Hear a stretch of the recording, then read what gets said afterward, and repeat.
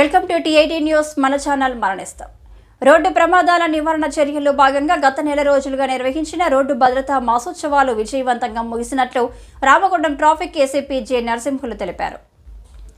బుధవారం మధ్యాహ్నం గోదావరిఖనిలోని traffic police స్టేషన్లో ఏర్పాటు చేసిన మీడియా సమావేశంలో ఏసీపీ నరసింహులు మాట్లాడుతూ రోడ్డు ప్రమాదాల నివారణ కోసం గత నెల రోజులుగా నిర్వహించిన కార్యక్రమాలను వివరించారు. పెరుగుతున్న రోడ్డు ప్రమాదాలకు నిర్లక్ష్యమే ప్రధాన కారణమని చెప్పారు. ప్రతి ఒక్కరూ బాధ్యతగా హెల్మెట్ ధరించి ట్రాఫిక్ నిబంధనలు పాటిస్తే ప్రమాదాలను సమర్థవంతంగా నియంత్రించవచ్చని సూచించారు. ఇందుకోసం వాహనదారులందరూ ట్రాఫిక్ పోలీస్ శాఖకు సహకరించాలని కోరారు. కాగా సమ్మక్క సారలమ్మ జాతర నేపథ్యంలో పకడ్బందీ చర్యలు చేపట్టనున్నట్లు ఏసీపీ వివరించారు. ఈ మీడియా సమావేశంలో ఏసీపీతో పాటు traffic CI Ravi, SI Uday Kumar పాల్గొన్నారు.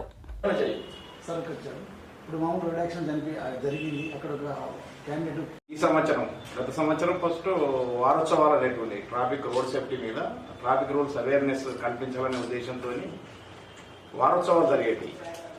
ఈ యొక్క సీరియస్నెస్ వల్ల ఏది road killing, joint killer, roads of joint killers అని మనం ప్రకటించుకుంటున్నాం. దానికి చిన్న పెద్ద ధనిక పేద ఏం తేడా లేదు. రోడ్డు మీద ఎవరు పోతున్నారు, ఎవరు రూల్స్ తప్పినారు చనిపోతున్నారు. ఇది చాలా ఇంపార్టెంట్ ఫ్యాక్టర్ అయింది మనందరికీ. భారతదేశం ప్రతి పౌరుడు తెలుసుకోవాల్సిన ఆవశ్యకత ఉన్నది. ఎందుకంటే గత 2022లో భారతదేశంలో 1,68,000 మంది చనిపోయారు. దానికి 5 దాదాపు ఒక 7 లక్షల దాకా డిజేబుల్ అయ్యారు, పర్మనెంట్ దివ్యాంగులు అయ్యారు.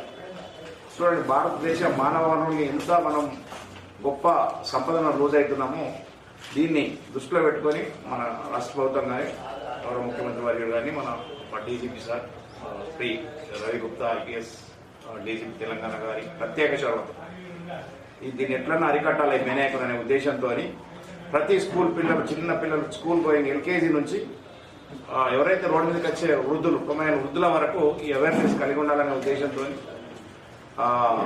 ఈ వారోత్సవాన్ని మాసోత్సవాల్లో చేశారు. దీన్ని జనవరి 15 నుంచి ఫిబ్రవరి 14 వరకు ఈ రోజు లాస్ట్ డే అన్నట్టు.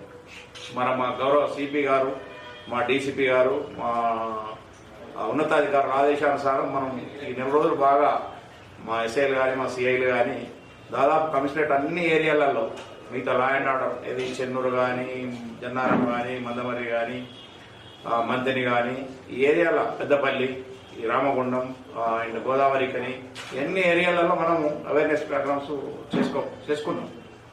మీరు ఇంకా కొన్ని ప్రోగ్రాంలు అటెండ్ అయ్యారు. మన హెల్మెట్ ర్యాలీస్ కానీ, రోడ్ సేఫ్టీ మీద ఇంకా వేరే అవగాహన సదస్సులు కానీ, మన ట్రాఫిక్ జంక్షన్స్ మీద వాళ్ళకు ఒక గులాబీ పువ్వు ఇచ్చి ఎవరైతే హెల్మెట్ పెట్టుకున్న వాళ్ళని అప్రిషియేట్ చేయడం, పెట్టుకుని వాళ్ళకి పెట్టుకోవాలని చెప్పడం, స్కూల్లో పిల్లలకు మీ తల్లిదండ్రులు చెప్పాలనే ఒక మంచి ఉద్దేశంతో దీన్ని డిసెమినేట్ చేయాలి. వాళ్ళే ఒక అంబాసిడర్గా ఉండాలా ఈ రోడ్ సేఫ్టీ రూల్స్ డిసెమినేషన్లో అని చెప్పడం జరిగింది.